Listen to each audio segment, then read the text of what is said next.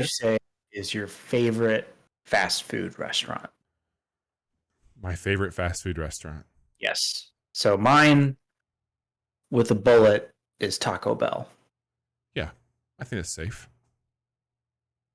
But Taco Bell's weird to me because it's Johnny. I think I told you this at one point, but like Taco Bell it's not my favorite. It's always good. I'll go to Taco Bell, but Taco Bell's like the one that I go like, oh, I need some fucking Taco Bell. Yeah. I'm never gonna say, oh, I need some McDonald's right now. yeah, It's like I'll get McDonald's because it's there. I'm at the end of my rope. I need Taco Bell. Yeah. Yeah. Exactly. I need to feel shitty tonight. I need some Taco Bell. Yeah. See, it's one of the only fast food places that rarely, if ever, makes me feel bad after I eat it. You don't get the amount of Taco Bell that I get. I get a pretty obscene amount of food when I go to Taco Bell. Physically, it doesn't faze me. Emotionally, though, I'll think about that one for a while. I'll think about my sins and deeds. I think a part of it is also like, I don't know if it's weird to say that you feel emotional about a fast food restaurant, but I was telling Chase this earlier. My dad used to split season tickets to the Blues, and we, instead of driving and parking at Scottrade, we would ride the Metrolink over first from East St. Louis and then Washington Park. Wait, hang on a second. Yeah. Say that again. We would ride the Metrolink over to the Scottrade Center from the Metrolink station in East St. Louis at first, and then we went to Washington Park because the East St. Louis one. Yeah, the East St. Louis one. Some stuff went down there. Not Washington. What? Did I say Washington? I mean, come on. Did I say Washington? Oh yeah, I did. Maybe. Fuck. Oh, yeah. Goddamn. I gotta go use the toilet real quick. Excuse me. You can take the boy out of Missouri, but you can't take the Missouri out of the boy. I'm from Illinois. No, you wouldn't know that. Even worse. No, it's not. Depends on the day. Depends on the day. You got Chicago. Fuck off. The city of Chicago. We're in St. Louis. You can't say Chicago is good. You're not allowed. It's a much better city than St. Louis. But we're not allowed to say that. I mean, don't say things you can't take back. Fuck the Cubs and the sports teams there. I don't like those. But culturally speaking, Culturally, have you seen what they put on fucking hot dogs? They have no culture in Chicago. Oh, the Chicago hot dog reigns supreme. Oh my god! A hot dog should have if by supreme you mean they just throw a bunch of garbage on it. Oh my god! Oh my god! We're supposed to talk about fast food. Yeah, I thought we were going to have hot dogs, not fucking salad. What are you talking about? Maybe you should just go back to your precious Chicago. No, you eat it with your hands. But anyway, this is going way off the rails. My dad and I would stop at Taco Bell every time we went to a Blues game, and I have very happy memories associated with it. Also, I just think the food tastes good most of the time.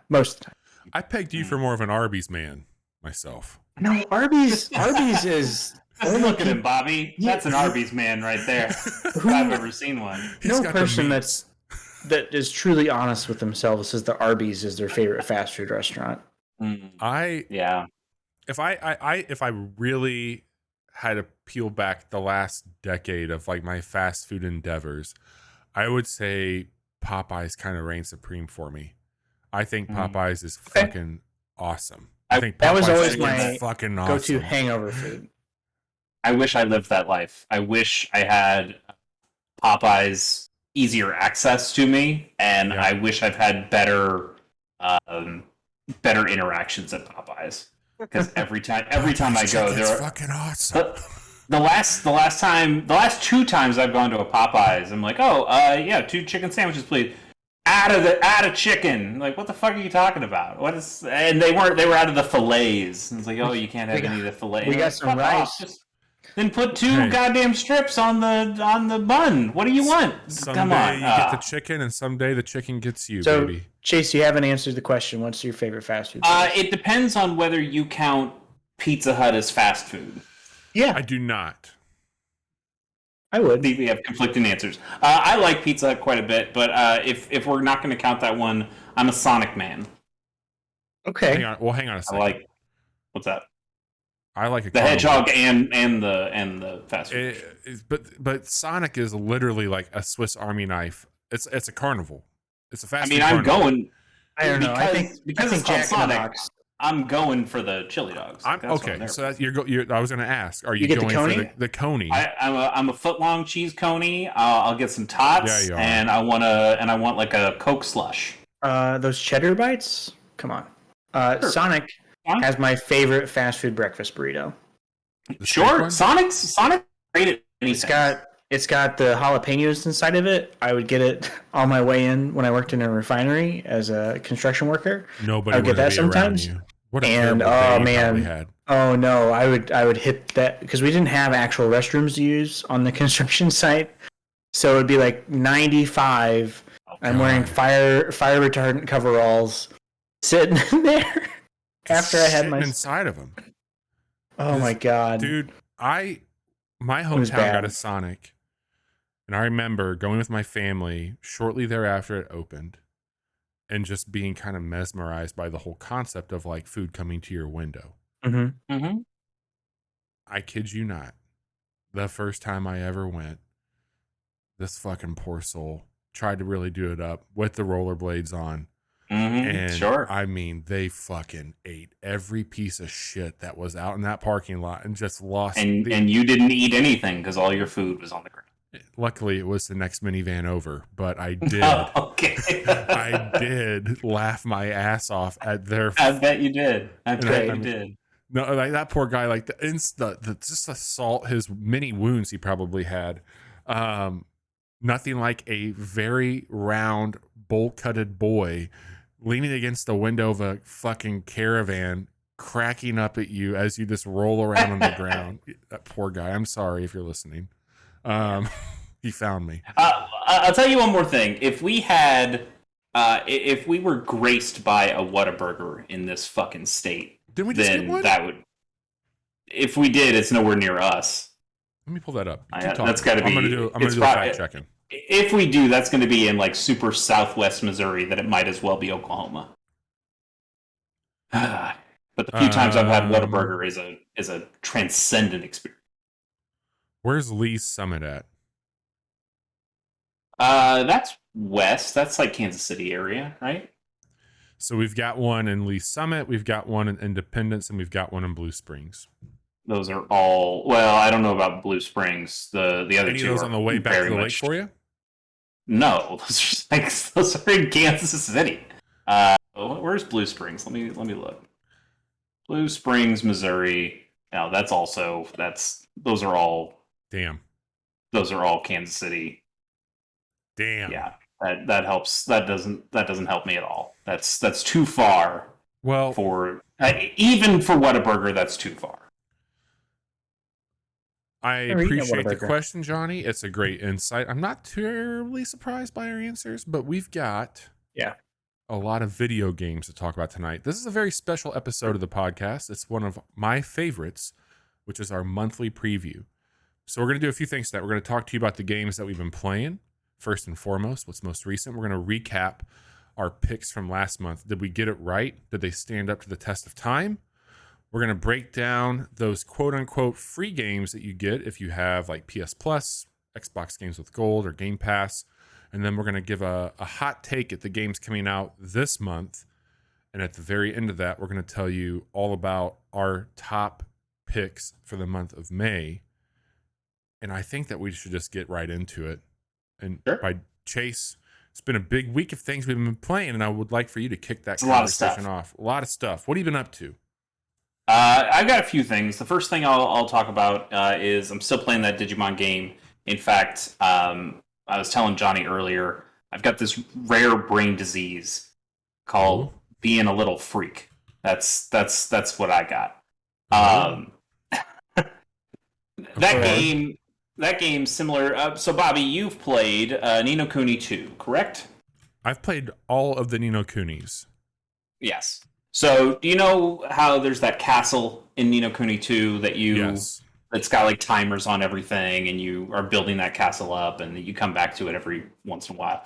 But it works off real time, not game time. So you come back the next day or something, and hey, all that stuff's done. You can start a new project.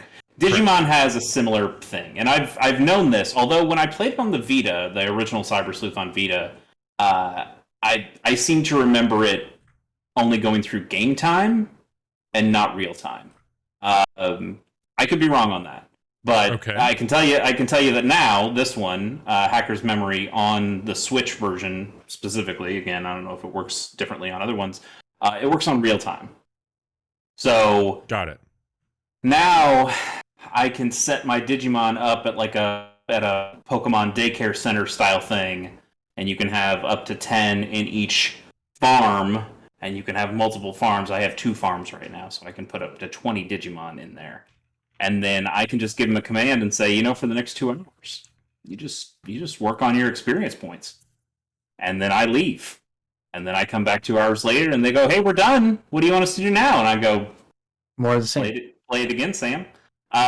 Get to work, you little shits. And so we do that dance. And because of the hyper efficiency disease that I am addled with, I work from home. So, fuck it. It's been 2 hours. I'll just open up the game real quick, hit these 2 buttons, and then turn it back off before anyone's the wiser. Who cares? I could do this while I'm on a Zoom call. I could do this while I'm doing the podcast. I actually did it right before we started, so no worries there. We got to keep a short episode. Okay. But I'm not that far into the game. I'm in like chapter 6. And yet I have some of the most powerful Digimon in the game. Yeah, you do. Because I just let them roll. I just keep letting them roll. I love you. Yeah. But you're sick. You are sick. I told you. Yeah, it's a disease. I can't stop it. At what point do we stage an intervention? What's that going to do? He's going to... We only have 2 hours. And there's a new Digimon game coming out next month. Yes, that game I don't believe. That's called enabling. It's a completely different game. It probably works differently. It probably doesn't have some kind of farm mechanic. I hope it doesn't, because you'll find a way to. Yes, if you will it, dude. But I had the same issue with Ni no Kuni. I had the same issue with Bravely Default, where your whole town gets sucked up at the beginning of that game, and you spend the game rebuilding it. It's worse than an idle game. It's worse than a clicker. It's worse than a gacha game to me. It just sucks you in. It's like, I'm not letting you go. You're here every 2 hours. You're saying. I want to recruit you. Have you ever thought about opening up a factory? I will not. Use a man with your gumption in my factory. I don't want to play Satisfactory with you. No, I'm not going to do it. Now, is that because you think you would hate it, or because you think he would love become obsessed with it? He would become obsessed. I can tell you right now. I think the answer is both. I think I would hate it and become obsessed with it, and then hate that I became obsessed with it. It'd be like Golem in the Ring. And then I become obsessed with how much I hate it. That's how the vicious cycle would go. He's more machine than man now. So anyway, there is one little wrinkle to this, and that it's the game kind of knows that you can do this, and so you know how in Pokemon you can only carry 6 Pokemon. Yeah, I've heard that's their limit on you. In Digimon, you can carry as many Digimon as you want, but each Digimon has a memory amount. Like a storage amount, and you have a pool of storage that you can use at any one time. So you can only put as many Digimon that. How about you don't equal to your memory. So even though I have all these incredibly powerful Digimon, I can only have like 2 on my team because my memory is so low. Because I'm in the beginning of the game where I have no memory. So I need to keep playing the game so I can actually use these fucking all-star beasts that I've made, because right now they just have to sit in a box and go, hey, I'm the strongest thing you could ever imagine, and I go, I can't use you. I'm sorry. It sounds. I'm glad you're there, though. A mind goblin. Yeah, no, I do. That's absolutely true. Anyway, I'm still liking Digimon. I occasionally play that game, but mostly I just check in every 2 hours. Also, the game keeps a game time that even when the game's asleep, it's still tracking the game time. Do you want to take a guess at how many hours I've been plain Digimon Story Cyber 622. No, it's not that bad. It's 260 right now. Oh my God. But it's again, I'm not playing it. bad. I'm not spending that time. It's just that Bad. within the last week and a half, like that game has never really been off. The only time that game has been off is when I played Switch Sports. I gotta ask a question. I'm sorry. Yeah, sure, go for it. Just for my own sake, What's the fucking bar to make you think it was bad if 260 is not that bad? Well, you said like 600 or some shit. So like, that's the threshold, right? I mean, do we need to do this? Do we need to go to wastedondestiny.com? And wow, somebody's having a fun time outside my apartment. They heard you talking about Digimon. Yeah, that must be it. Like, hey, Shut up about over here. Digimon. Okay, it's searching. Shut up about the sun. Shut up about the sun. Destiny 1, 414 hours and 59 minutes. Destiny 2, 1,474 hours and 7 minutes. Sickness. You have a sickness, There you go. and you need help. Hey, I only played an hour of it tonight. Well, Chase, anyway. possibly you couldn't have played anything else between those 260 hours of Digimon. Yeah, I'm not playing that. Okay. They're not. It's not active game time. Okay. It's the Digimon are playing. I ain't playing shit. Yeah, I've played games like that where it keeps the clock going up, even sure. I when mean, it's it is. Johnny, It I've is heard an idle about game. your family Monopoly nights. We know they go on forever. It has become an idle really game do. at this point. There was a time in college where I played Tiny Towers. Oh, Jesus Christ. What should I played so do much Tiny if Towers. I saw an ad for a game that was something like idling waifus? What's that all about? Don't tell me about it. That's the first thing you should do. Does anybody have like a Will Smith like look into this and wipe your memory thing? Because I need it. Or a Will Smith just slap me in the fucking face, because I need both of those things. Oh my God. All right, Chase, rearranged. you've been playing... Bobby, I'm going to imagine you just made that up. Because don't tell me that's real. Okay, here's the thing. Yes. I don't need to know. Funny joke that you made up there, Bobby. Let me tell you about some other games that I've been playing. I've been playing a game called Knotwords, KNOTWORDS. That game rules. That game's pretty cool. It is from is that Zach Gage? Is that his name? It is. Yeah. I've enjoyed his work before at Helvetica on Twitter. Trying to remember stuff I played. There was like a word scramble. He makes a lot of word games. And this one's pretty cool. It is free to play on iOS on mobile. Yep. There is a Steam version that does cost money though. But I think it just unlocks everything. Yeah, so iOS has it. It's free to play. You can pay $5 a year, or you can buy it all for $12. Yeah, and basically it is a crossword puzzle mixed with Scrabble. Yeah, kind of.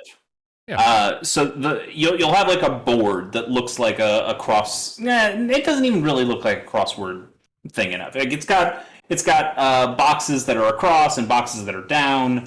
It looks like what a Scrabble board would look like at the end of a game, where you just see these words coming off each other and making this kind of hulking mass of words. Except everything's blank in there, and then chunks of those words will be separated out, and you'll see 2, 3, 4, 5 letters in these boxes, in these segments, in these chunks. Mm-hmm. And those will have letters in them. And so you'll know, okay, these letters go in some order in these different chunks. The weird thing is, though, these chunks don't just make up the words. It's not like Scrabble where I build a full word and put it down. This game, a full word could be made up of 3 different chunks of letters. So now I have to unscramble the idea of what these letters could be in this chunk, and then what these letters could be in this next chunk, and then what these letters could be in the bottom chunk to make a full word. And it also has to work with all the other acrosses and downs that are happening around it. And to make matters worse, sometimes those chunks go across words. Yes. Sometimes it'll be, well, it's partially this one that's going up and down, but then it also bumps out like a Tetris piece that chunks out into this word that's also across. And you are using your brain in very weird ways to come up with the way these letters should be arranged to fit everything in a crossword puzzle style, because every across and every down needs to make a full word.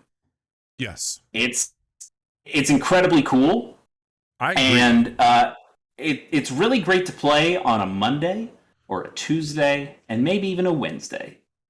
But once you start playing on a Thursday or a Friday, because they do New York Times crossword puzzle rules, where it is earlier in the week, the puzzles are easier. It's got a daily challenge.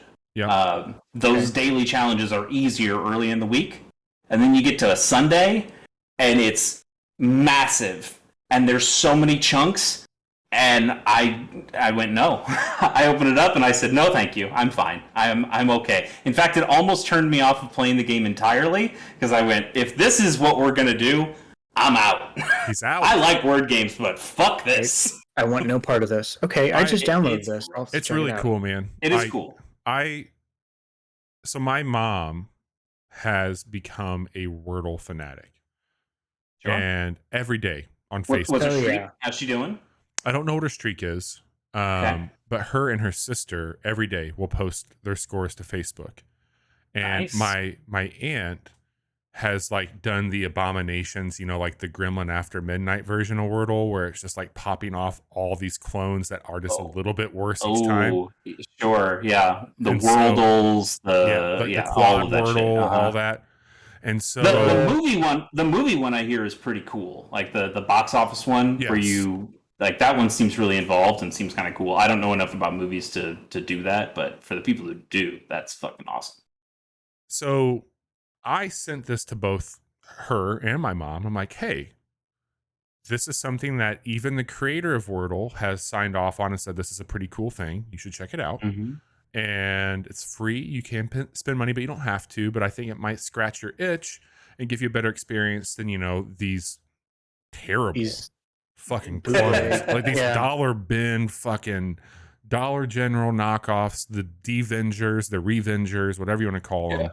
Anyway. Puzzle Juice is the one I remember from Zach Gage. I remember playing that one in college and having a pretty good time. But yeah, I like this for what I'll say on it is I'm just playing a puzzle a day. That's kind of my thing. Wake up, play a puzzle, be done with it. But I appreciate that there is a timer that you can have on or off for yourself. And at the end of it, it lets you know if you've used any hints. Here was your time on it, and it gives you the option to share it out if you want to, like you can with Wordle. I haven't done that yet. But I find it, the way that my brain works with these types of things, I like that I have these multiple choices to like piece things together. And I've found that like when I first started playing, I was going from like top left corner down on the crossword, but now I'm looking at like, well, what if I started over here and maybe I'll start at this. I don't have like a set destination on how I start to build words out. Yeah, like I'm now looking, when I play that game, I'm looking for something that goes, okay, this I think, like here's a really long word that's not connected to anything else except for in one place. Like, okay, I can unscramble this word and figure out, or maybe it could be 3 different words at this point, and then I start building around that. And that's the problem with that Sunday one that I played, because there was, for how huge it was, there wasn't a single place where I could go, oh, this is where I start. It's a lot of like, I would have to guess about 5 different things and then realize, wait a minute, none of this can work. It is. It's super stressful. That's why on the Sunday one I just fucking quit. But I like that game, especially early, when it's just the kind of the simple, hey, this is only like 4, maybe 5 words that are connected to each other, and you're just doing the unscrambling. That tickles my brain in a really fun way. If you're playing this for free, I think you get 30 puzzles a month. Yep. And then plus the daily challenge there's every another section every day too that is it's right beneath that. So if you're looking at your puzzle books, it's called Tricky Puzzles. and there's 30 to complete there on top of your standard puzzles as well. Nice. And so a lot to play there, even if you're not spending any money on it. But it does get really, really ridiculous on those Sundays. I just wouldn't even open it up on a Sunday. One thing to point out, it does have a really easy to get to, let's call it a streak.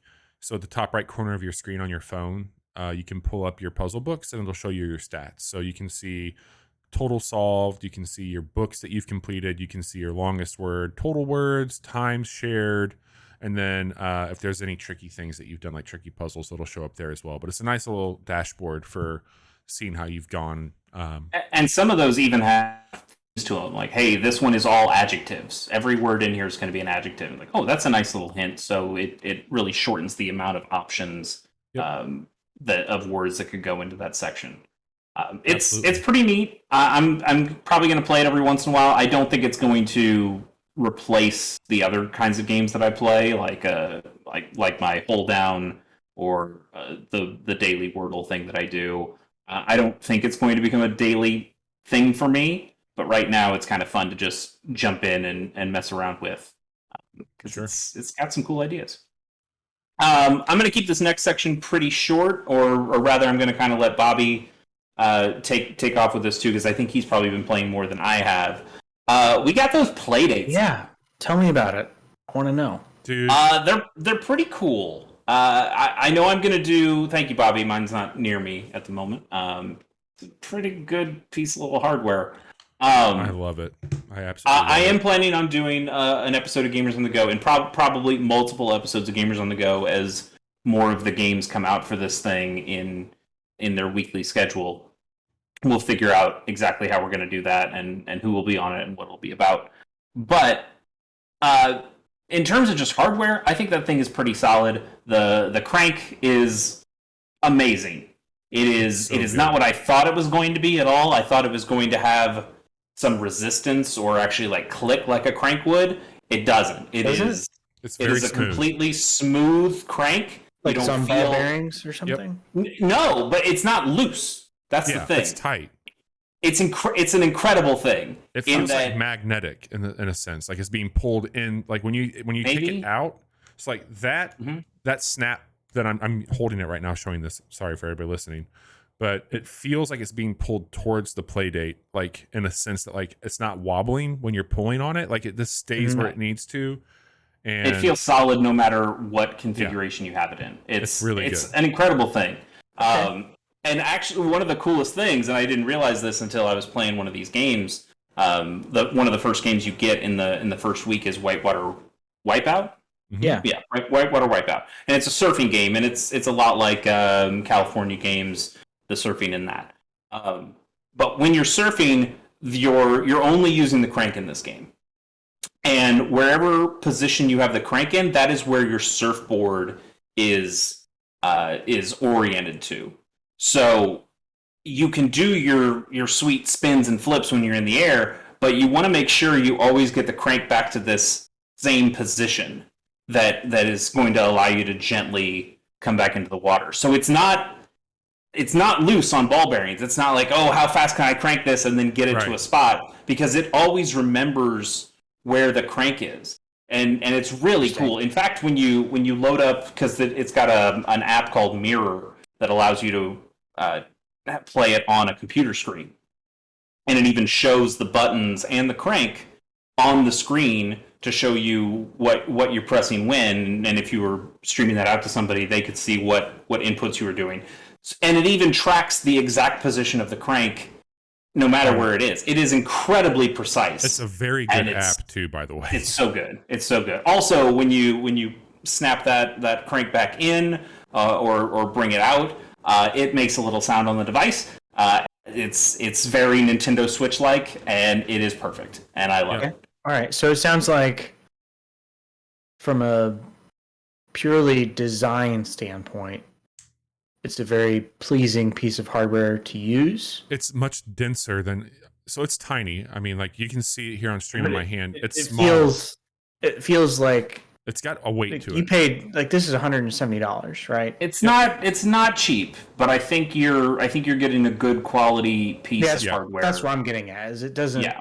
it doesn't feel like the typical thing that It feels like yeah. it feels like a Game Boy. It feels like, oh, this is a good quality product. has some chunk to it. Yeah. I think they have a lot of really good design stuff in there. I don't think it's something I would play for hours on end. I think it would be really easy to just because of its really tiny size, be really easy to just cramp up a hand like that. Yeah. But for the amount of time that you would play this in a normal session, 15, 20 minutes, I think it's a pretty solid thing for that. Cool. Other than the crank, it's basically just kind of a Game Boy. It's a D-pad, 2 buttons. It's got a menu button. It's the monochrome black and white. It doesn't have a backlight, but it is a relatively reflective screen. It's you're not going to be able to play it in the dark, and you're not really going to be able to play it in low light. But if you have a decent amount of light in your room, it's probably not going to be a big deal. And it doesn't seem to be very glary either, so you could play it in full sunlight and it's probably fine. If I had to be very nitpicky about this thing, like my only complaint so far on a build, I find my D-pad to be a little noisy. Like clicky? No, or squeaky. Oh. It's a like little the plastics squeaky. rubbing together in a weird way, and it's I mean, not terrible. Like again, like I'm really stretching here with that, but like if I was gonna be, I don't want to gush here and not be like overly critical, like it's a situation where. But I mean, there's also it's like Chase and I with the Pocket. It's something you've been waiting, years for at this point, right? And if I can have like my tiny little complaint, it's that I don't like the cover. On one hand, I think the cover is super smart. It's all magnet based, so it actually fits into there's like Bobby, can you put it up to the camera again? So you see the corners of the Playdate. Open it up. So I want to see the silver things in the corners. It's got those holes in each of the corners, so you could like put a string through and like put it on a keychain if you wanted to. But when you get the cover, it's got those little pins that are in the perfect spot to go in those not rivets, but whatever you would call them construction wise, engineering wise. Yeah. Well, yeah, the pegs, but what are they? Yeah. Anyway, so it fits in nicely and it looks good when it's closed like that. It's great. But if I'm playing a game and have that cover open, and maybe it just needs to be broken in a little bit more, but that cover really does just flip back over a lot, or I'm like having to try to hold it with another finger back. When you hold it, it's got a little bit of a wedge to it. Like it's not. I don't love the feel of that, but honestly, at this point, what I usually end up doing, because it's so easy to get on and off, because it's not any straps or anything, it's just little magnets. You just take the cover off, you play it for a little while, then when you're done with it, you put the cover back on and put it in your pocket. It's totally okay. So I haven't been going a lot of places since I've gotten this, and this, I don't know if this is going to be a weird thing to say, but I've probably played this like holding it in my hand like a controller, hooked up to the Mirror app the most. I can see that. And I've been playing, it's because like at night when I have time to play it, like I don't have a lot of lights on, and so I can plug it into my computer and just hold it here in my lap and be playing like a controller and playing these games on my computer. And there's no real lag when you do that, so it's a perfectly fine way to play it. But I've played it that way quite a bit, and like I'll have the flap like kind of resting on my leg if I'm sitting here playing it that way, and it's been really remarkable. I had really high hopes for the hardware, and like on one hand it delivered on those expectations, and on the other it's still been just one of those things that I can't remember a piece of hardware I've gotten in some time where I've just kind of admired. Like I'll find myself just kind of opening it up and looking at it.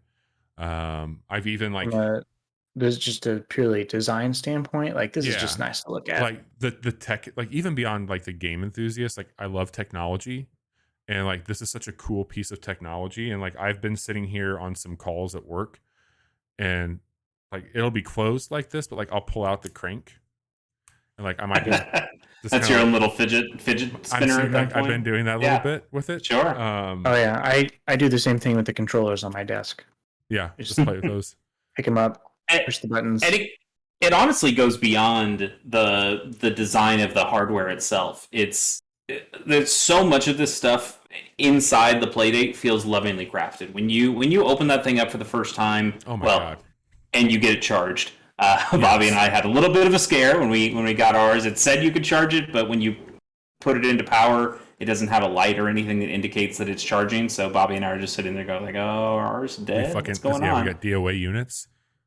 It ended up being fine once it fully charged, but it's got this really great animation, really just bright and happy and excited animation that plays. It makes it feel like the machine itself has all these little gears and things turning and working inside it.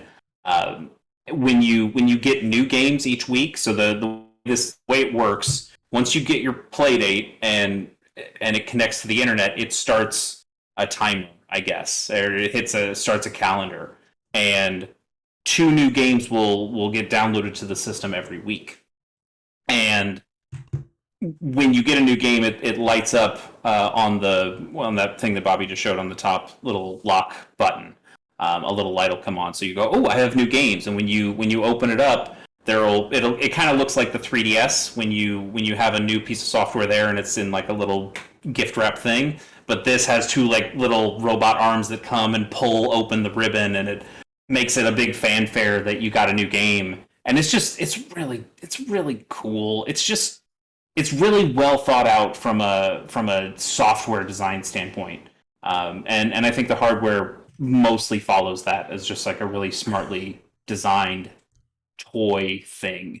It's definitely not going to completely replace a Switch or even a Game Boy, but it is kind of a nice thing to just have in your pocket and to pull out and play around with a little bit, and it just feels fun and whimsical. Yeah, man. Like in a weird way. I mean, I had a Game Boy Pocket at some point. I was, almost in high school by the time I got one. And I really have always felt that I missed out early in life on that craze, the Game Boy, and like taking that with you. And by no means is this doing that. I mean, somebody's actually working on something to have a Game Boy emulator on it. But for me, it's been this really cool. On one hand, it feels very nostalgic, but on the other hand, it feels very different. Like over the last several years, there's been a lot of cool shit that's come out. I think the Pocket, if you are an enthusiast on that level, I think that's probably the best thing you can get. There's been a really big push on emulation, and I think some of the Raspberry Pi stuff's done some, like there's some really cool versions of that out Project, there. And even like the Retroid Pocket and all these handheld Android devices that you can take with you and play. This is kind of like the anti-Retroid, and like the Retroid, any of those Chinese devices are like, how much stuff can we fit in here? How much functionality, and also just have it on the most generic Android-based thing we can make. And you know what? Yeah, the hardware feels okay, but it doesn't feel great. I mean, it doesn't feel like Nintendo made it. The Playdate is the opposite. Like this it's boutique, and I almost said it's a very closed system, but it's not, which is also kind of awesome. And we do need to talk about that a little bit. I feel a little bit bad. I don't want to completely dominate with Playdate talk, and it's something that we'll continue talking about over the coming weeks. So maybe we don't need to focus on many games. I don't want to focus on a lot of games. I'll make just a few more points, and then we can talk a little bit about what the side loading stuff here, and then we'll move on to. It feels so like focused on what it does well, like almost like the point, like what a Kindle does for books, in a way. Like a Kindle, I think, is an incredibly focused device that serves an amazing purpose if you wanted to have that. And for me, you kind of nailed it, Chase. Like I don't. Outside of like my Switch, which I've played a lot in handheld, and I know when I get my Steam Deck, like that will be a miniature computer that I can play on. Sure. But I think in an age for the last 10 plus years, when we talk about mobile gaming, it's been these cookie cutter fucking baked in goods mobile phone games. And there's been some real gems on there, but it's few and far between. And not everything I play on the Playdate's gonna like be the best thing ever. But the experience of having something that is, you've got a handful of things on here that you can check out, that like I've got a little bit of time. Like I was cooking tonight and I was waiting on a few things to go. I poured myself a drink and I just went and I was playing a little bit of my play date because I knew I had like 15, 20 minutes, and it was such a great thing. Like it was focused. My mind was clear. I didn't have to turn on anything like do not disturb. I didn't have to set shit up, load stuff, download it. Like it was just ready to go. And it had the same convenience factor. And I think that's the really cool thing about this. On a physical size, it's incredibly great. It's got an awesome battery on it. The biggest thing from a convenience standpoint is you have to have light. But at the end of that, the games on here are perfect for just like a puzzling of your mind. And I think that they've curated a really interesting approach to the types of game, because there's 4 that's come from Panic at this point, or at least that they've put into that season. Part of their first season, yeah. Mm-hmm. That feel unique. They don't feel samey. Like they've done a great job of just like showing. Also, that's all we've gotten because we got ours at the same day. Other people have gotten theirs earlier, so they're probably further in, and they might have week 3's games at this point. We don't because we started 2 weeks ago at this point. Arguably, in my opinion, the most exciting thing about all of this, though, is there is a very passionate community already for it. And between them putting the API and SDK stuff out early for this, and even having a web-based version of it called Pulp, where you don't have to have the hardware right now, which I didn't realize. You can just download these games and load them into the developing tools that are free and check these games out without the hardware, which I think is really cool. But the side loading on it is something like I've never really experienced the ease of use on. Like you just upload a zip file to your profile on the website, and then on the device, it's like, hey, refresh your game list, download the game, play it. That's all you got to do. That's really cool. It's really fucking neat. Having messing around with ROM stuff, especially with like an EverDrive, it's not as nice as just dragging a file onto a basically a SD card and then sticking it into a thing. I kind of wish that was the way this worked. But the side loading through the website is not bad, and also everything on this is tiny. Yeah. File sizes wise, like there's like it's a little less than 4 gigs of storage in the Playdate, which sounds tiny. Yeah, but it's like some of the games are like 200K. Like it's not. I was going to ask that. Like what the like small. The biggest thing we've downloaded, I think, is that game Bloom that we both sideloaded, and that's like I don't know, I love 10 that game. megs maybe. I love that game so much. It's so good. I haven't started it yet, but I'm excited to. Anyway, so one last thing before we get into the side loading stuff. When I pick up my Switch, or like when I get a Steam Deck, that's going to be like, oh, I'm gaming. Like I'm here to game. When I pick up a phone and play something there, it's like, this is something that probably wants my money in some way, and like where is the next gotcha thing going to come? And there's almost like a tension, and also it's a maximally designed device. It's something that I check email on, I do text messages on, and I guess I can play a game or two. But this thing, I keep wanting to say Pocket Playdate. The Playdate, it's a thing I pick up when I just want to smile, when I just want to like have a nice little time. And that is something that I'm not getting from these other systems. And I think it does give it a place in this market, even though a little device that makes you smile for like $179 is, not, it's not cheap. Dude, this is what I say. Like, this is a very specific thing, and it might not translate well here. The Playdate is this thing that I would take with me if I was going camping. Yeah. Yeah. And it's that type of device, right? Like it's a good thing that of the three of us, you were the one who went camping lately. Yeah. I would just say, like, if I was going to go hang out like on a hike or something like that, and I was gonna have a little idle moment where I was like chilling, if I got somewhere, I might not take a book with me, but I would probably take my Playdate in my pocket, and I might pop up against somewhere and sit down and like take in the scenery for a minute. But like if I was just like chilling for a while outside, I could easily see myself taking this with me and having that packed in. That's the type of device it is to me. It is a neat little thing. Bobby mentioned how to sideload games. There are a bunch of games out there already. You can find a lot on itch.io. A lot of them are free. Some of them cost you like $1. Bloom costs $10, I believe. It's the most expensive one I've seen so far. But it's also the biggest one and the most involved one I've seen so far. In fact, it's probably bigger than any of the games that Panic has put out in their seasons at this point. So you can add to the games. You have Bobby and I have the 4 that Panic has sent out so far, but there are these other games you can put on at any time, and I've generally had a pretty decent experience getting those onto the system and playing them. We'll talk more about those games as we go on, but I am having a lot of fun with those games. In fact, I've probably played sideloaded games more than any of the true Panic games that are on right now, and I think that's really cool. It is that open system. People are making stuff for it. It seems to be getting some traction, and I hope it gets more. I'd like to see more people explore what they can do with this little fun device, because it's a cool thing.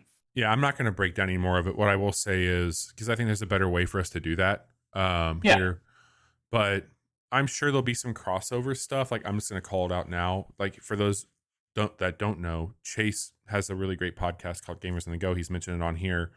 Johnny and I have both been on that show independent of this, like talking about Pokemon and other things, Monument Valley, shit like that. I want to be respectful of Chase being a co-host here, but also having that world. There might be a time or two with a Playdate where we cover something here that is more focused on Gamers on the Go, and you'll see us linking everything accordingly and like getting you to the right spot to check out on this stuff. But I certainly would love an opportunity to talk more about it in depth with Chase, because he's a big historian for this type of hardware, and I've really been taken by it. And maybe Johnny will end up with one day, and he can join in. We'll have. If he wants one now, you're gonna wait. It's gonna be waiting a while. You're gonna wait until like next year to get one, because being a boutique device like the Analog Pocket, they're sold through at this point. You got to wait until they make more. Gamers on the Go. We'll probably do some like a deeper dive into the system and some of the games, and we'll probably do different episodes for like chunks of like, hey, we're going to talk about the first few weeks and the 6 games that you get out of that and whatever side-loaded stuff we're playing. But also, like, because of that mirror app that works on the computer, I foresee Bobby and I doing some quick looks of some Playdate games as well, and those will go up on the casual hour. So plenty more content there. We'll definitely bring up Playdate again as we keep talking and keep playing these games. Anyway, that I've spent way too much time talking about the games I've been playing, so I'm gonna throw it over to Bobby. What else have you been playing, Bobby? Yeah, I'm not going to talk about it.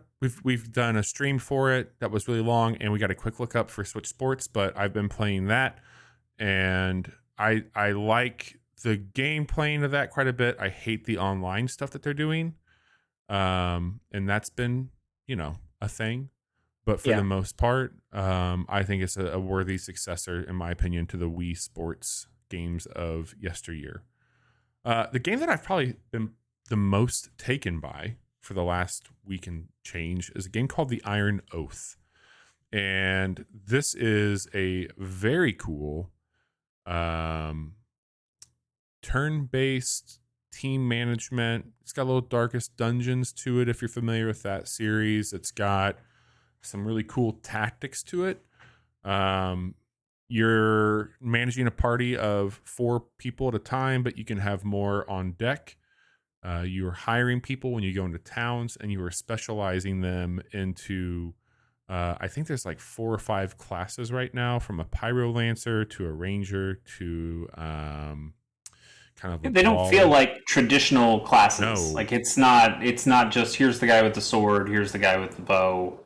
It feels like they're a little deeper than that.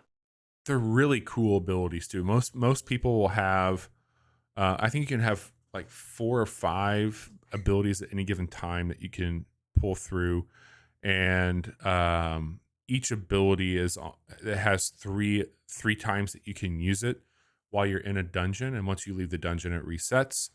But the whole loop of the game is there's an overworld. You're going from town to town, picking up side quest jobs. Like, hey, my son's missing. He was in this dungeon.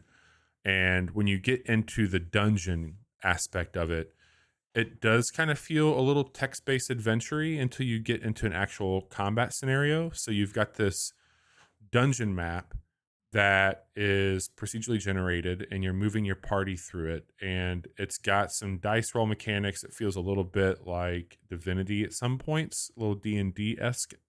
Hey, you came across the wall, it's crumbled. Well, luckily for you decided to bring some tools along because you can pack in certain things that cost money before you go into the dungeon. And you've got 3 choices. You can just ignore the wall, move around it. You can dig at it with your hands, or you can use the shovel. All of those have time consequences. And so you get 20 instances while you're in a dungeon that once you do 20, it's going to put some sort of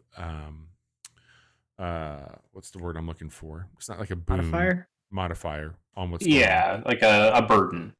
Yeah. So like, hey, you're twice as likely to step on a trap.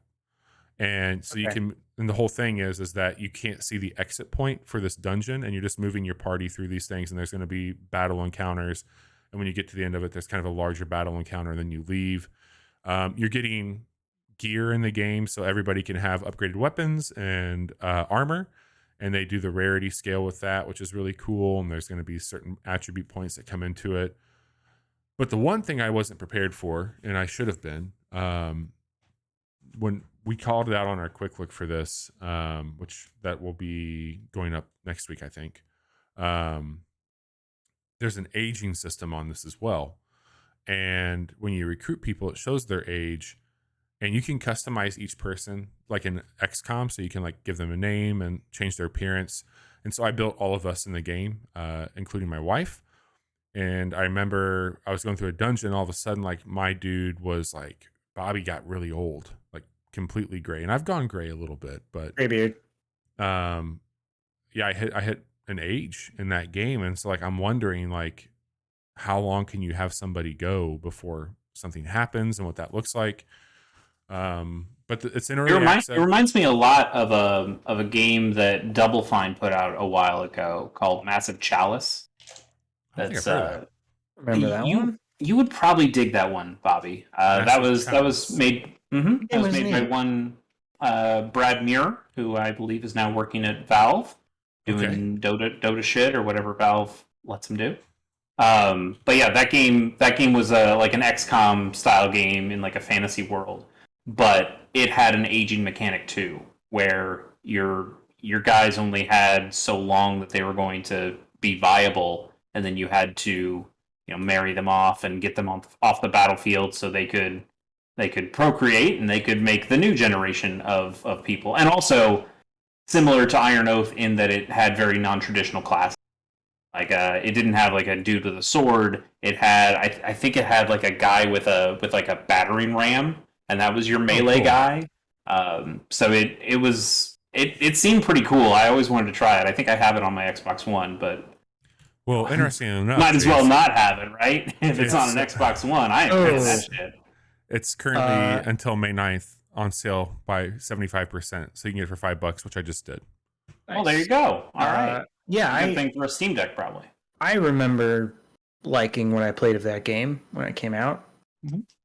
And it doesn't have hexes like Iron Oath does, so maybe I won't hate it. The other thing about those hexes, though, like the movement doesn't really limit you like a traditional hex board would. Yeah. It's a really cool game. I like it a whole lot. I like the party aspect. I love the combat abilities. There's some awesome things that you can do with the environment. The team making it also has a very robust roadmap for this because it is in early access. And the next thing, the update they're going to be doing here very soon is introducing a whole new class. And they've got a lot of stuff mapped out for it. I think it's going to have a 1.0 release sometime next year. But it is very good. It's a very good one of those games. You should definitely check it out. It's called the Iron Oath. We got a quick look that will be going up sometime the second week of May, depending on when you're listening to this. So check out our YouTube channel if you're listening, and it might be popped up there. Definitely going to keep an eye on that one. Just see how it cooks. There's a bunch of other stuff I've been playing, but I've kind of intentionally put that in our discussion for next week. So I'll tease that out a little bit in the week to come on Twitter. But there's some stuff I've been playing that I'm excited to share with y'all and give my take on that will be updated next week as well. So more to come. But Johnny, intriguing. You've got a game that I have been playing a little bit alongside you, and I'd like to hear where you're at with it because I have some. I have not been playing it, but I wish I was playing it. Well, Bobby, bad news. You won't be able to play it anymore because I returned it. Rogue Legacy 2. As the name implies, is a roguelite. It is a sequel to Rogue Legacy. A game that Which is kind of like one of the original roguelikes. It came out a while ago, right? Like, what year did that come out? Yeah, I want to say like 2015? Maybe? It's been a minute. So I didn't return this game because I think it's bad. Let me just put that. 2013. Oh, damn. Okay. So I think this guy I think it's too hard. It's too hard, and I don't feel like taking the time to get good at it. I think it's doing a lot of really cool and funny and interesting things. So the whole idea behind Rogue Legacy is every time your character dies, your offspring continues your quest to complete this castle or whatever you're going to, and each of them you're able to pick when you die. You're able to pick one of three, and it's usually a few different classes once you've unlocked more classes than what you start with, and they all have in two. In the first game, only had like sword. You could only use a person with a sword. Okay, all right. I couldn't remember that detail. Thank you, Chase. So yeah, there are mages, there are archers, there's Valkyries. There's a chef, and a barbarian. There might be one or two more. A Valkyrie. Yeah. And they all have random. So they all have a basic attack, and then 2 randomly generated other powers that you can use. And even the sword guys can get something that's like a ranged attack or a spell almost. And then there might be like passive things that you have. Like I was playing earlier, trying to decide whether or not I wanted to keep this game, and I got one character that had vampirism, and attacks restored my mana, but I took 125% more damage. So there's a lot of. I mean, it's no farting when you jump, but that's I did. I had an IBS. Someone that had IBS, and it's not every time you fart or every time you jump you fart, but pretty regularly when you jump, a little. And that was definitely like one of the things in the first game as well. Everybody had a quirk to them, and you'd have to deal with those quirks as you went.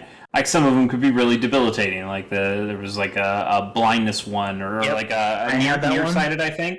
So where it's like, okay, the whole screen is blurred except for like in this little bubble around your character. Yeah, some of that shit would really suck. I had one that was prudish, where all of the enemies were censored. Like I could still see where they were at, but they were just all pixelated. Right. And then I did have another one where it's like, it's you're nearsighted. Or there's like pacifist in this new game, which seems like a real bummer. Of like, hey, you just can't fight in this run. You're like, well, then this run is kind of useless. I mean, they do give you 3 characters, so you can choose whichever one you want. Yeah, but there's a chance that you're still going to get 3 kind of shitty characters and just have to deal with it. Yeah, and you don't know exactly what a trait or a skill is going to do until you've used it once. So you can kind of guess by the name of it, like, okay, this is probably going to affect me in this particular way, but I don't know exactly how it's going to do that until you you choose that character, and then you spawn back at your manor or your castle as that character. One thing that I did like is so you have this tree that's basically building your castle, right? So yeah, that's the other kind of really unique thing about at least the first Rogue Legacy, and then I imagine it gets expanded on here, is that this is a roguelike game, but it has permanence to it. Yeah, you have things that you can upgrade to start with more health or start with more damage or get like a triple jump or whatever.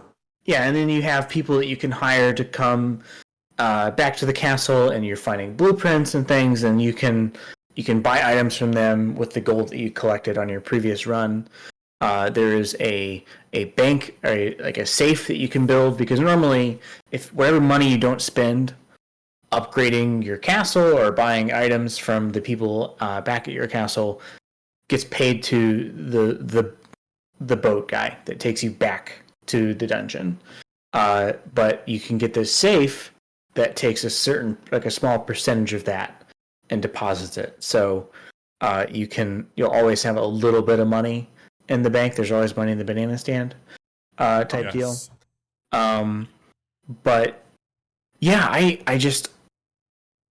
I remembered that I quit playing the first game because despite thinking it was cool and it controlled really tightly, and digging the overall concept, it's too fucking hard. And I know that it sounds a little strange for someone that's put 120 hours into Elden Ring to say that a game is too hard, but I don't know. Like it repelled me in a way, because it felt like I was never, I put 2 hours into this and never got a sniff of what the next area of the next like dungeon area was going to be, and it felt like I don't know if I feel like putting the time investment into this to get good enough to continue progressing. And I think if you're someone who likes a Dead Cells or other roguelites, I think it's absolutely worth checking out just to see, especially on Steam, because you can try it long enough to determine whether or not you're going to enjoy it and continue on with it. Right.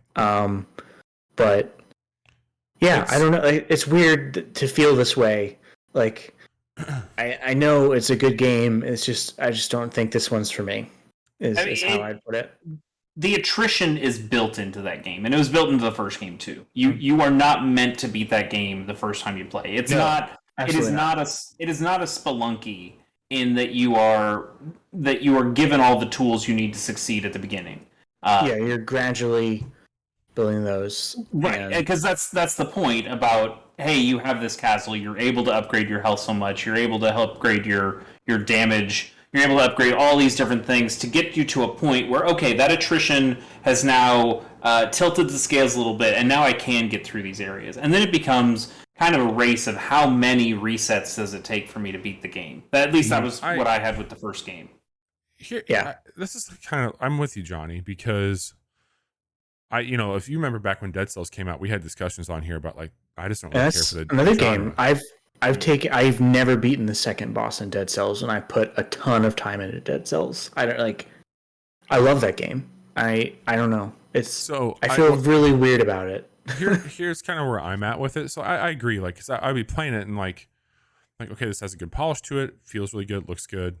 I'm having this like adverse reaction to some of the stuff it's doing. But I think especially like we said 2013 when this game came out, the platform is different these days. For the landscape, it's saturated. Like early access is becoming more and more of a thing where a lot of these games there's a shit ton of them that are run-based roguelike games.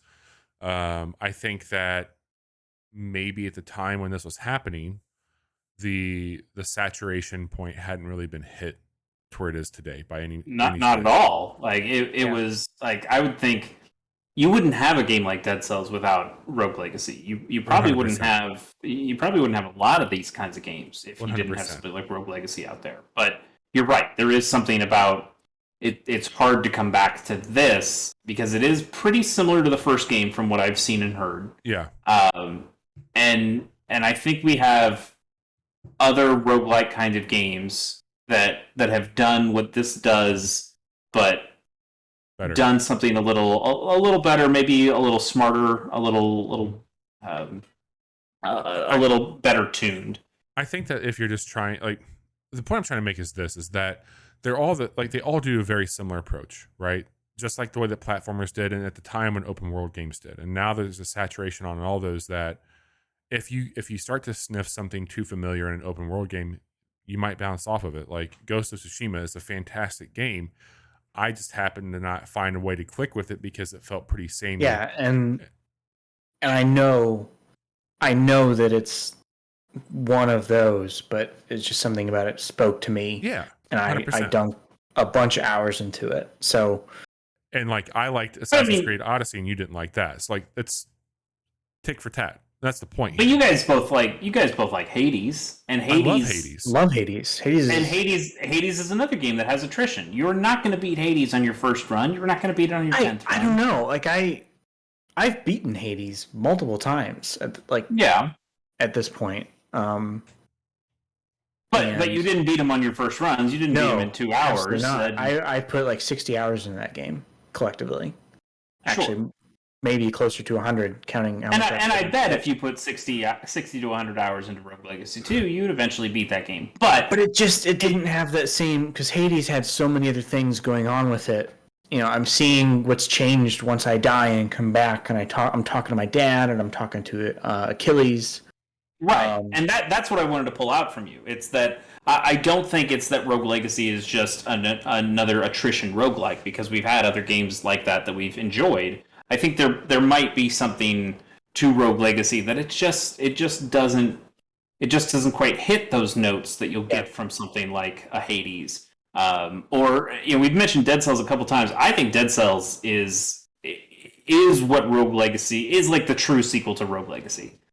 In that it feels like it's doing what Rogue Legacy does, but it's doing things in a much more interesting way to me, in that when you go through, you're getting many more builds, and you're changing the way your build works mid-run, whereas at least in the first Rogue Legacy, and you can tell me if this is different in the second game, I don't feel like your run in Rogue Legacy changed all that much. It was, I have a set thing that I'm basically doing in this run, and then I die, and then I upgrade a little bit, and now I have a slightly stronger character that's going to go on the same kind of run, and I just kind of keep doing that again and again.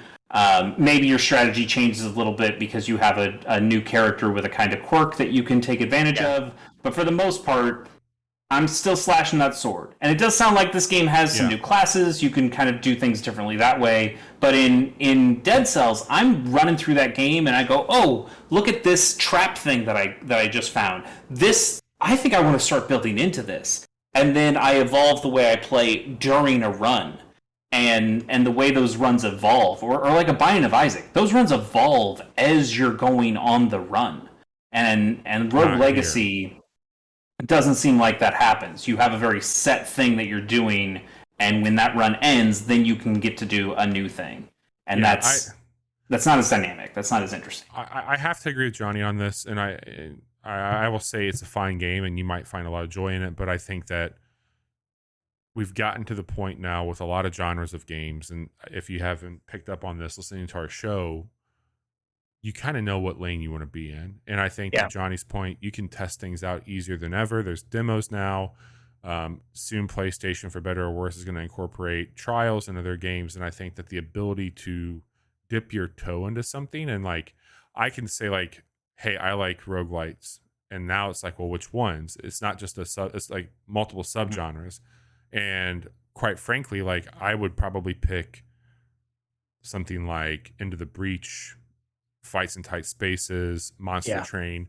That's more my speed versus even like a Hollow Knight or something like that.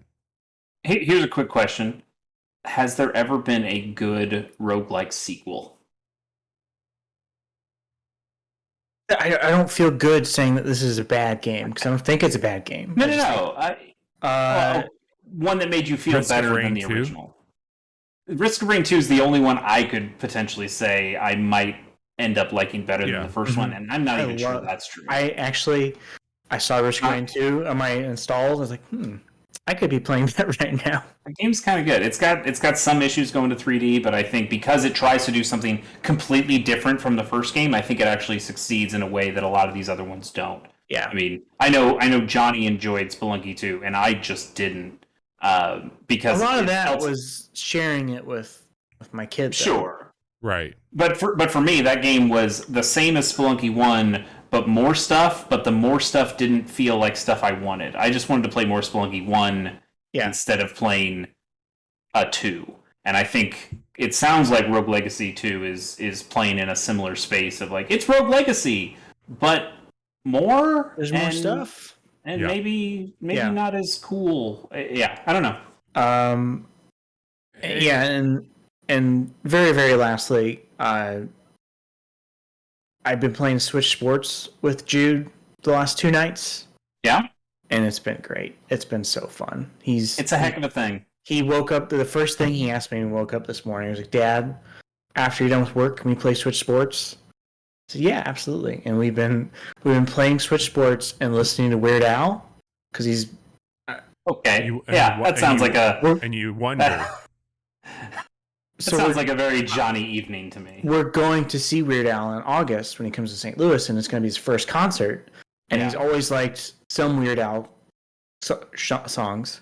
But since he found that out, he's been delving deeper into his catalog. And I don't know if you guys are familiar with the song Albuquerque. Very much so. He's been working on memorizing all the lyrics to Albuquerque. Okay. And if you're not aware, people listening, that's like an almost 12-minute long song.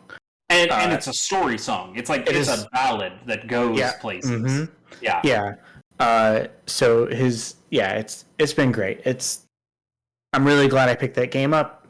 And badminton is our game of choice, I think. That's the one we've had the most fun with. The sword one's been good too. You chose poorly. Wow. Yeah. According to Bobby, those are the worst 2 games. The sword game's all right. Badminton's fun. Yeah. Soccer's the worst game by far. That's not true. Soccer is a ton of fun. It's bad Rocket League. It's not as good Rocket League, but it's still fun. I'll give it a shot, but I did not enjoy playing that whatsoever last week, and it felt bad. We got a quick look at that up right now, and the soccer bit I think was very fun. I even lost, and for me to say it's fun when I lose. Bobby knows how competitive I am. Everybody knows how competitive I am. I still had a great time. I had some good blocks. I had some really good blocks. You had some good blocks. We had some fun times in that game. Switch Sports is great. We got to move on, but before we do, I have an ask. Okay. I'm putting it on the podcast, so it's out there. I need one of you. I need one of you to fucking just commit to 3 hours. I know what you're asking. I'm not even asking for a lot here. I need one of you motherfuckers to beat Norco so I can talk to you about it. Okay. I gave you 3 hours because I played the demo. Now, part of the 3 hours was me getting stuck in an elevator and being stuck in a lobby while Norco was open. That's fine. And I didn't get to come back to it. But I had that game break on me, at least the demo part. I purchased the full game at this point. I'm going to play Norco. I've listened to podcasts where people are spewing great things about Norco. I want to be spewing those great things. It'll happen. Yeah, it's just I haven't had a stretch of time where I'm not super tired and feeling like I can't give that game the attention that it deserves, and that's what's been keeping me to it. Because when I had 260 more hours of Digimon to play. Hang on. I look at it every day, and I'm like, I should play some of that later tonight. And then by the time video game time actually rolls around for me, I'm like, Look, I'm not mad. I'm just disappointed. I'm disappointed too. I had planned to have this game completed. Yeah. Like 2 weeks ago. Yeah. Maybe we can do it this May, unless there's really good games coming out at the beginning of this month. There are. There There are. are really good games coming out at the beginning of this month. Yeah. All right, let's get into it. If you want to know more thoughts on Switch Sports, there's a quick look up right now, and also we played it last Friday as a big group and had a great time. You should check out those streams on our YouTube channel. We like Switch Sports, and I imagine we'll probably talk about it more. I gotta fix some stuff here. Oh, all right. Well, while you fix that, I'll tell you about our previous month, what happened in April. Go for and it. just talk about the picks. My pick was Nintendo Switch Sports, which, we still like that game. Bobby, you had Chrono Cross, which you just can't stop talking about. You loved Chrono Cross. You had such a great time. You were playing it all the time, right? Did I? No, you didn't play. No, you didn't play Chrono Cross at all, and that's fine. Not. That's fine. That's fine. I have also I'll not be played very Chrono honest Cross. with you. So I had every intention to download that game, but I had So did saw I. some reviews that said it was a pretty lackluster port of that game, and I decided Bobby only plays the highest quality ports. If I were to download that, I will probably wait to maybe play that on my Steam Deck, because that seems like an okay place to play that versus sitting in front of my computer. So more to come. And I also didn't download it. I'm interested in playing it, but also I could just emulate that game if I really wanted to. Yeah. Anyways, the other thought that I had. you also had Switch Sports. You had Defend the Rook with a question mark, and you said the demo is neat. I remember us looking at that game. Yeah, it's cool. It's got some promise, but I think that I ended up just getting swept into some other things and didn't go to it. Yep. And then you mentioned the Playdate, which yes, we've also worked covered. out. We got it. Big deal. Mm-hmm. Loved it. Went great. Still going great, and will continue going great for the foreseeable future. Johnny, you also had Chrono Cross, which Oh right. Oh, I'm sorry. That's right. We had a person with taste show up for the podcast and give a good list of things. Jiggy, good friend Jiggy-san, Magic Air. I believe he's still doing. Oh, by the way, happy Star Wars Day to Bobby. Thank you. And Jiggy out there is doing his annual May the 4th marathon of Star Wars games of all stripes. I think he's playing Shadow of the Empire right now, which I fully endorse. That's a great game. It's a good game. But he came on last month and gave us his picks for the month, and his picks were Chrono Cross, Switch Sports, and that 13 Sentinels port for Switch. And you know what? I wonder how that is. I hope it's good. I hope it's good and does well for them, so they'll put the other Vanillaware games on Switch. I really want to just play Muramasa the Demon Blade again. I'd like to play Odin Sphere on a Switch. I put your games on the Switch. God damn it. Anyway, let's quickly run through the free stuff on PlayStation Plus this month. For PS5, you can get FIFA 22. I believe that is a football game, but by football, I don't mean the good football, the one that people care about. I mean the bad football. Oh, the one that is the most popular sport in the world. That one? Not in this part of the world. Who would watch that? I don't know. Nobody. Yeah, certainly nobody on May 28th. Nobody would ever do that. Nobody. Anyway, you can also get Tribes of Midgard. I've played I own that game. It's cool. It's a interesting take on tower defense. So you are. Oh, I love tower defense. It's kind of an isometric view. Okay, that's coming back to me. And you are upgrading some of your abilities, but you are building up the structures at your area. So it's Norse mythology, and there's a timer going down on you to go out and get resources, come back, build yourself up, build your town up, and then Jotuns come in and fight and other shit. It's cool, and you can have up to 12 people play. When we first talked about this game, you were making some fair comparisons to Valheim, because there's a constructing now I remember it. But it's really cool, and having it as a free game on a console that you own that we can both play on. And I think that it does have that's true. Crossplay. There's some cool stuff to check out there. It's a neat game worth checking out. So I would totally be up for a Monday night stream with you on this, just to fuck around if we're looking for something to fill the air. It's neat. It's a neat game. I will add it to my library. Good. somewhat begrudgingly. Good. And then on PS4, you can get Curse of the Dead Gods. Moving on to Xbox. That. Oh, you have? You wanna shout it out? You again. You said this just looks like shitty Hades. That's what you said when I showed it off to you. I remember this game now too. Yes. So anyway, man, we should really just have like a running thing where I get real reductive and just say shitty blank game. I got a few games that you can just say this is just shitty Into the Breach, and I've had a few of those too. So you know what? Fair. Good point. Halo Infinite. That's just shitty Halo Reach. That's just Halo. That's a shitty Halo. There you go. All right, let's move on to Xbox Games with Gold. On your Xbox Series consoles, Yoku's Island Express, which I hear great things about. You said that's just shitty pinball. I think it's actually really good pinball. Yoku's Island Express fucking rules. That game is awesome. Yeah. You should absolutely play that game. That's like a Metroidvania plus pinball. Is that what I'm? It's really cool. You are a mail carrier and you are creating new paths and helping people do a bunch of shit. It's got a ton of heart, a lot of great. It's extremely charming. Very cool game.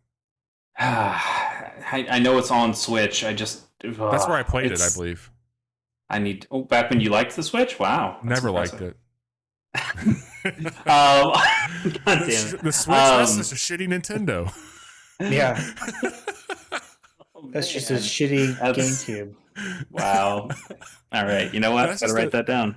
That's just a shitty Nintendo 64. That's probably the most accurate thing I could say about it. That's actively hurtful. Damn. Because, N64, it's got better draw distances than the N64. Yeah. How much fog are we talking about? We don't have time. We don't have time for this. We got to run through this shit. You can also explain why I don't have time to explain. Well, hey, now we're bringing Destiny into this. That's a shitty Destiny. Well, Destiny 1 is a shitty Destiny. Destiny. You can also get the Inner World, The Last Wind Monk on Xbox Series. Oh, thank God. Is that just shitty Avatar? Is that just shitty Avatar at The Last Airbender? I don't know. Shitty Airbender. And then on Xbox 360, Hydro Thunder Hurricane and Viva Pinata Party Animals. Someday I would love to play a Viva Pinata game because I remember people saying really good things about that. Bobby, yes. Can you quickly go through these Game Pass games? Yes, I can. Loot River is out as of May 3rd. That game's really fucking cool. We will quick look that soon. It is kind of like a fantasy RPG lore meets Tetris thing. It's really cool. We'll talk. It's in the thing. We'll talk about it. Yeah. Citizen Sleeper, Trek to Yomi, Chase. What is this game? Iodine Chronicles Rising. Iodine Chronicles. That's just shitty. Close enough. There is a. Okay, never mind. Go ahead. Floppy Nights. Hard Space Shipbreaker, Sniper Elite 5, and Pac-Man Museum Plus. All coming. And you'll hear all new games and all new games coming to Game Pass. You'll hear more about all those games as we go through these, hopefully very quickly. On the 3rd, as Bobby mentioned, Loot River came out for PC, Xbox One, and Xbox Series X. It's a procedurally generated roguelike. Ooh, roguelikes. I know we're real happy about roguelikes right now. But this has the cool, like Tetris-y land masses that you can shift back and forth. It seems real good. And it's also being published by the Superhot developers. It's cool. It's a cool game. I've dug it. Yeah, I've dug it quite a bit. Yep. Moving on, by the time you're listening to this, if you're listening to this, the archive of this instead of live, Citizen Sleeper's out. And if you're listening to this live, in 7 minutes, Citizen Sleeper will be out. Yes. And I think we're all pretty excited about that, at least everybody who matters here. It's coming out for PC, Switch, Xbox One, and Xbox Series X. What? Johnny doesn't care about cool this. As hell. Yeah. Oh, did you think I was talking about you? What are you talking about? I was talking Okay, all right. It's like, Yeah, I know one of us has been blowing up chats about this game. Yeah, I don't remember. I didn't remember that you were texting us about it when Bobby and I were Chase, going you're playing crazy. this on Switch, right? I will be buying this on Switch, yes. Or I think I already bought it on Switch. It just preloaded. Yes, this is from the developer of In Other Waters, which Bobby has played recently and talked about. But it's a narrative RPG that uses dice mechanics, tabletop style. It looks real good. It just looks real good. I'm so excited to dig into that and see what stories can kind of come out of that. It's been getting very good reviews. I know it's on Game Pass, but I kind of feel like I want to play that on my OLED Switch. I don't know how if you're watching this right now, which you should be, this seems to be dragging and dropping a lot. Mm-hmm. I think a mouse and keyboard might be best. Yeah. It's only coming to Game Pass on console, according to this is that true? game. Bummer. Unless that's just a typo. I mean, I can't imagine it not being on PC. Bobby's gonna find out real quick when he tries to download it. I mean, they've done that before for certain games. Like, it's true. Usually, the indie games though are on both. Keep looking into it, Johnny. Here's the real problem. Also on 5th, Trek to Yomi is coming out. PC, PS4, PS5, Xbox One, and Xbox Series X. This is that 2.5D samurai game from Devolver Digital. Is this a roguelike? Is this a run base? No. I believe this is. Well, I don't think it is. I thought it was more of a narrative. I did game. too, but I thought I read something recently that made it sound like it might have kind of a run base element. I'm probably fucking wrong, but I think it's more like because it definitely has places where you find checkpoints. I definitely found some checkpoint things, so it actually feels a little bit more like a Dark Souls kind of thing, where if you can get to this bonfire equivalent, then that's where you can kind of start as you go. It is maybe that was just missing from the thing above. Okay. But Trek to Yomi maybe it's more like inside a little bit. I don't know. It looks cool. I really love the art style. The combat, I'm not necessarily sold on. Some of the animations look a little weird, but for the most part, this thing looks super cinematic, and I'm really excited to see it play out. I'm into what it has on display here, for sure. Yes. On the 10th, Iodine Chronicle Rising, coming to PC, Switch, PS4, PS5, Xbox One, and Xbox Series X.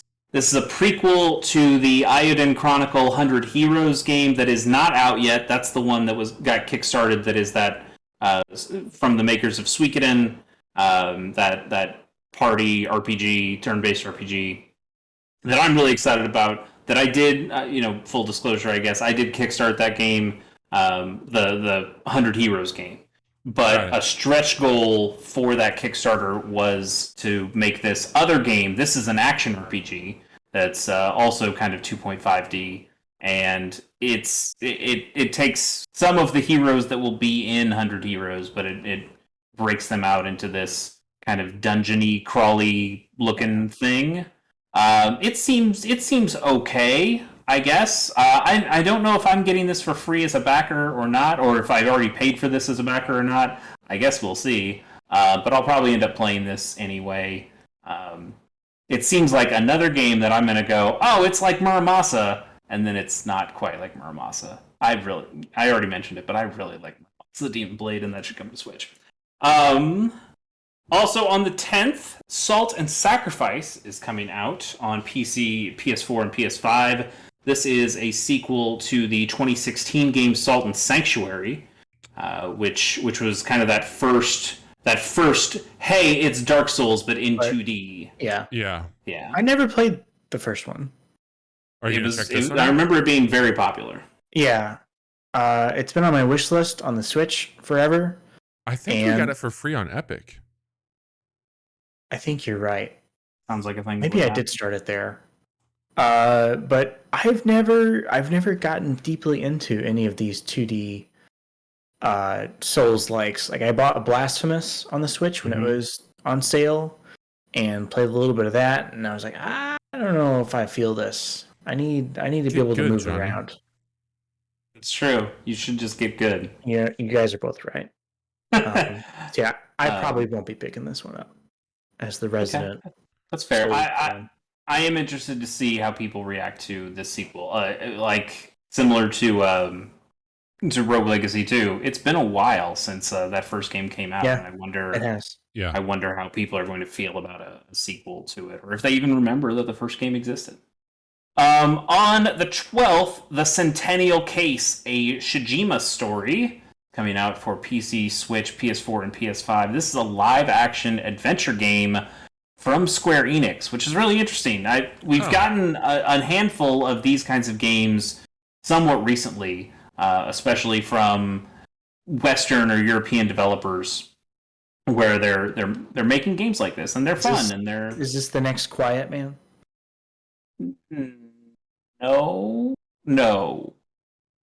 I mean, obviously not in theme. But... yeah, I'm gonna say no. Or I hope not. At least this seems relatively competent. It's just interesting to see one of these coming out of Japan, because that is not where I've seen these live action adventure games pop up. So it's really interesting to see one that is starring Japanese actors and take a decidedly Japanese story.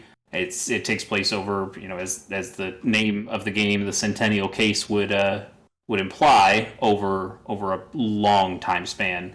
And it's kind of cool the way they've used that as a justification of having the same actors play multiple roles. Like, oh, they're playing an ancestor, and then they're playing the same kinds of characters.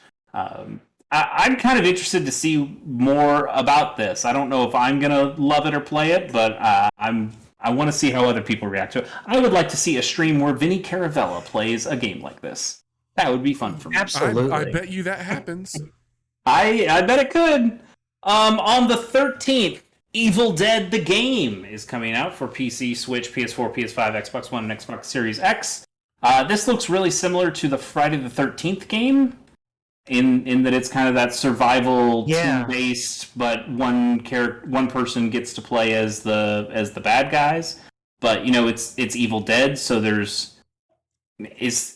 I don't know a whole bunch about Evil Dead. I only saw the first movie, which I know is not really that's barely Evil Dead at that point. It's supposed to he doesn't have the boomstick yet or the chainsaw hand. So no, I haven't seen that. That's Army of Darkness, I think. I play. Yeah. I don't know. I don't do horror games typically. I don't either. And this, honestly, I think this barely qualifies as horror. This is more like team-based. Yeah, sure. Survival-y stuff, but it is taking place within a horror world for sure. Oh wow, that's a pretty nasty execution there with the shovel. Yes. Yeah. But Bruce Campbell is in it. He is voicing Ash. So if you like your Bruce Campbell, and I certainly do. I do. I'm a Burn Notice fan. Have you seen Bubba Hotep? I have not. That's a great film. That is familiar with Bubba. That is a cinematic masterpiece. All right. Let's keep going here. On the 19th, Deadcraft is coming out for PC, Switch, PS4, PS5, Xbox One, and Xbox Series X. This is an isometric crafting game that is about surviving a zombie apocalypse. Oh, okay. I get. I don't think this is what you're looking for, Bobby. Yeah, I don't know. I mean, that guy cooked a thing like in a Monster Hunter game. So I don't know. Maybe you like it. I don't know, man. This kind of looks cool. There's some farming. There's some. Yeah. Here's the thing that turns me off. Kind of feels like it belongs in the Borderlands universe. I was just gonna say that. I was gonna say. I think it's a little bit of the art style. It's a little bit of the humor. I think Rogue Legacy 2 belongs in the Borderlands. Ow, that's probably pretty mean to say about Rogue Legacy. You can not like the game, but you don't have to damn it with that. It's kind of fucked up. Yeah. let's keep going. Also on the 19th, Vampire the Masquerade Swan Song is coming to PC, Switch, PS4, PS5, Xbox One, and Xbox Series X. Has anybody here played a Vampire the Masquerade game? No. No. Not. Same. I feel like if anybody here would like them, it'd be Bobby. They appear to be kind of RPGs in maybe like almost like a Mass Effect sense. Yeah. I've heard. I just don't. I feel bad because I know I've heard these games are critically acclaimed. Just don't give a shit about vampires. Yeah. I don't give a shit about vampires, and I don't give a shit about zombies anymore. I just am completely turned off if those things are in your game. If it's not, if it doesn't involve Colin Robinson, I'm not interested. This one had quite a lot of issues getting made, right? Is this that one? Is this the one? I can't remember. I thought there was a different one. I think it might be a different one. Yeah. I'm not sure. Right. I think this game looks good. I think. Yeah. I think looking at this stuff, it's got a good look. I like the mechanics. I bet if it just didn't have vampires, I'd be all over this. It actually reminds me a lot of Alpha Protocol, and I really dug Alpha Protocol. I never played that. I'm getting like, in a weird way, not necessarily like visually, but like some Deus Ex stuff from it. I was going to say that. Sure. Both just happened into my mind tonight. I think it's got some immersive sim-ish elements to it. If not exactly an immersive sim.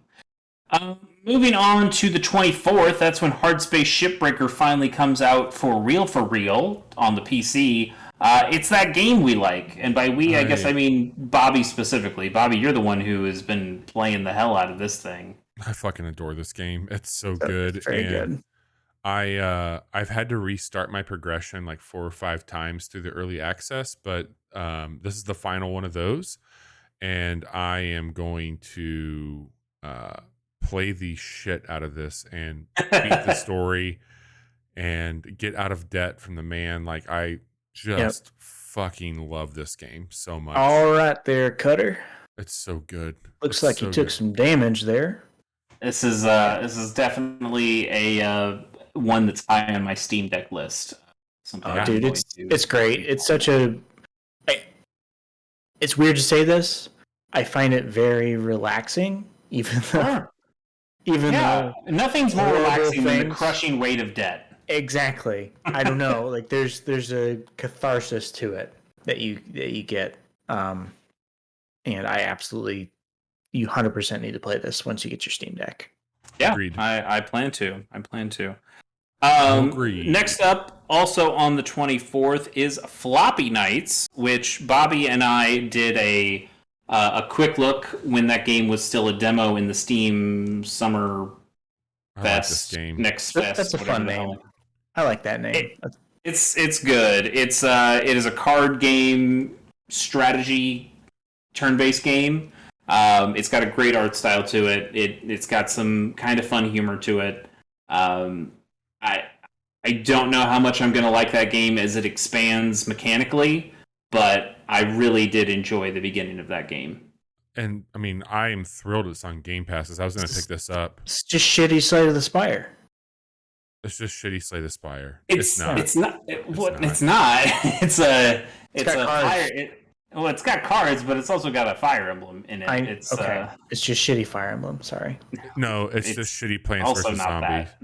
Yes. Okay, that's closer. That's maybe a little bit closer. I'm pretty excited about it. I'm looking forward to seeing that. It's not on the thing till I get a Steam Deck, but that thing should be on Switch. I know it's a small developer, but find a way to get that thing on Switch, and then I'll play that game. On the 26th is Sniper Elite 5 on PC, PS4, PS5, Xbox One, and Xbox Series X. Is this the game you shoot people's dicks off in? No, you shoot their testicles until they explode. Yeah. The dicks stay on. There's no dick, but there's plenty of testicular explosions. Yeah, I've played a little bit of 4, I think. I played 3. Well, I got one of them in a Humble Bundle, and I checked it out not that long ago this year. And sounds like you were humble in somebody's bundle. You know what I'm saying? Damn right. Damn right. These are great games. I really enjoyed my time with Sniper Elite 3. I didn't finish it, but I like this game where you are just a single dude going into this level. There are people everywhere. You have to time your shots. You have to it's. I think it might have some time limit stuff to it, or not time limit exactly, but I think they might have you on a timer. Okay. So there is some pressure there that, hey, I want to try to get a good time. But also, if you want to just really roleplay a sniper and just scout this whole base out and watch people's patterns and figure out what everybody's doing and craft a plan to silently murder all these motherfuckers, you can do it in Sniper Elite. And it is... I had a very satisfying time playing some Sniper Elite 3, and part of me wants to jump in and play some 5. I kind of just missed 4, but knowing that this is coming out, I might be inclined to check it out. I didn't realize this was coming to Game Pass, and I was fully prepared to buy it this month. So that's really awesome. Game Pass, and when you shoot you shoot the balls, they explode. They do, and they pop and like you grapes. get it has like a you get points for that. It pops up with like a testicular thing. It gives you kudos for doing that. Great job. It's a game that knows exactly what it is, and it just nails it every time. On the 27th, I'm gonna say, because this makes sense to me, this kangaroo's name has to be KO, right? It's not pronounced cow. It's got to be KO. KO. Like knockout. He's a kangaroo. KO the kangaroo. It's coming out to PC, Switch, PS4, PS5, Xbox One, and Xbox Series X. This is, one of... It feels like it's from a different era, but this definitely feels like it should be... Yeah, this is weird. It should just be put on the shelf right next to Ty the Tasmanian Tiger. This is... Somebody wanted to make a Crash Bandicoot game and then realized they didn't have the license for it, and then said, "You know what? We can make our own marsupial protagonist." Mom, fuck can you. I get Crash Bandicoot? We've got Crash Bandicoot at home. Yeah, KO the kangaroo. I mean, it absolutely is Crash. Like you saw there was a clip there where you're like running away from a boulder and there are crates. What's up? I don't think I'm disliking what I'm seeing here. This is shitty Crash Bandicoot, yes. I mean, probably, but I'm intrigued. Yeah, it looks competent. I'm not saying it doesn't look competent. It feels like it's from a different fucking era. Like, this is from 2 console generations ago. Yeah, it was like, what we got, Ukulele 2 years ago, right? Yeah. Even that, yeah. I don't know. This definitely feels like it just popped out of the PS1 with this is a nicer throwback. graphics. Speaking of throwbacks, on the same day, Pac-Man Museum Plus is coming out for PC, Switch, PS4, and Xbox One. Okay, let me run down this list. It's 14 Pac-Man games. Let's go through them. It has Pac-Man. Maybe you've heard of it. Super Pac-Man, Pac and Pal, Pac-Land, Pac-Mania, Pac-Attack, Pac-in-Time, Pac-Man Arrangement. There's an arcade arrangement. Pac-Man Arrangement console version that is from the PSP, I believe. These aren't real things that you're naming. Pac-Man Championship Edition. That one's real. I know that. Okay. Yeah. Still heard of me, damn it. Pac-Motos, Pac-Enroll Remix, Pac-Man Battle Royale. I've heard of that one. And Pac-Man 256 console version. Okay.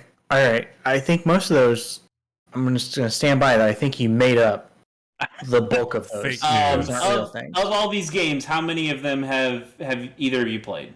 Oh God, 256.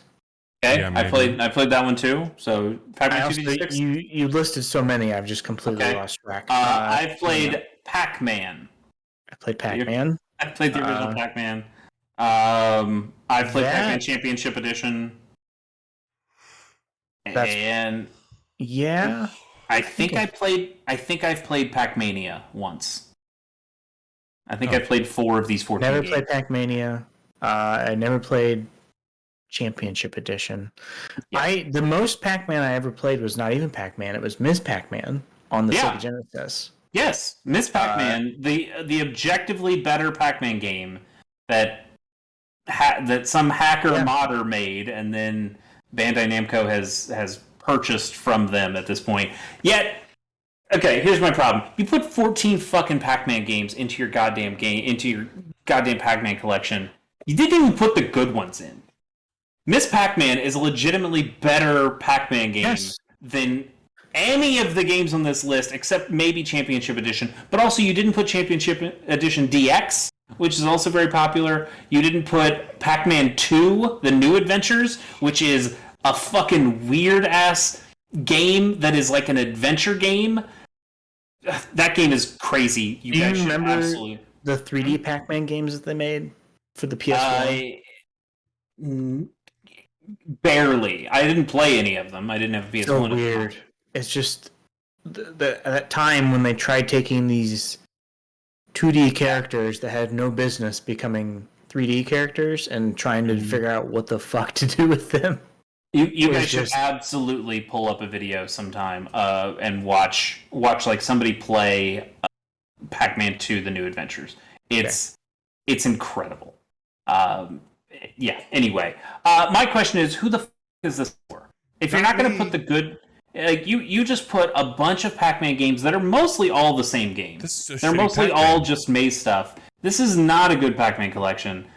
This feels like some kind of cash grab is maybe too strong, but it's like, hey, we have all these games nobody's going to pay for piecemeal. Let's just throw them all in on one thing, and then, I don't know, put the original Pac-Man in there so somebody will actually buy this thing.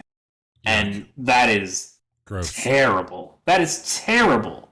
Gross. I don't even think you should pick this up on Game Pass.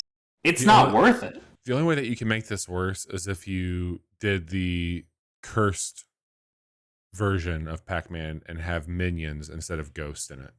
Oh no. See? I would rather eat a box of Pac-Man cereal from the 1980s today. Nice. And I'm sure that is like the mealiest cereal possible after the flow of time. I would rather eat that than play basically any of the games on this collection. Anyway, that's the month of May. We need to make some picks. We're way over on time already, so let's go through this pretty quickly. Johnny, what do you got? Citizen Sleeper, Trek to Yomi, Sniper Elite 5. I think those are all good choices. Well done, Johnny. Bobby, how about you? Yeah. Trek to Yomi, Citizen Sleeper, Hard Space Shipbreaker. I like those choices as well. I could see all 4 of those games that you mentioned being on my list. 2 of them are Citizen Sleeper and Trek to Yomi. I will definitely be playing, and then take this with a grain of salt because I am a backer. You can not believe me if you don't want to. I would totally understand.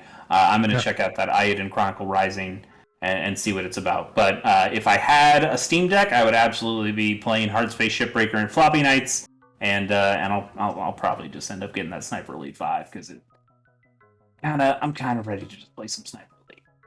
Anyway, that has been the month of May. Bobby, I'll throw it back over to you to take us home. Yeah, I will be brief here. We have had an eventful week so far, and by eventful, I mean our Monday night stream fell apart because of tech issues, which sucks. I'm sorry. But Lovers in a Dangerous Space-Time will be back very soon, probably Monday.